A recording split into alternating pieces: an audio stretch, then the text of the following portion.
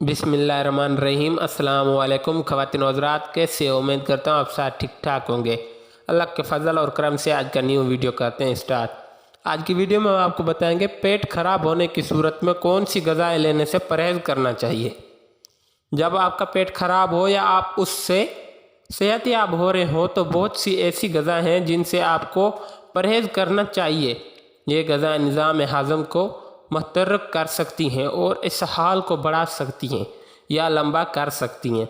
पेट की खराबी के दौरान परहेज़ करने वाले खाने में शामिल हैं दूध और दूध की मसनूआत बशमूल दूध पर मुबनी प्रोटीन मशरूबात, तली हुई चिकनाई वाले ग़िज़ाएँ, मसालेदार खाने की अशियाएँ, प्रोसेस्ड फूड्स, ये जो बर्गर वगैरह होते हैं ख़ास तौर पर जिनमें मिलावट होती है, कच्ची सब्जियां, प्याज, मकाई, माल्टे, किनू, मौसमी वगैरह।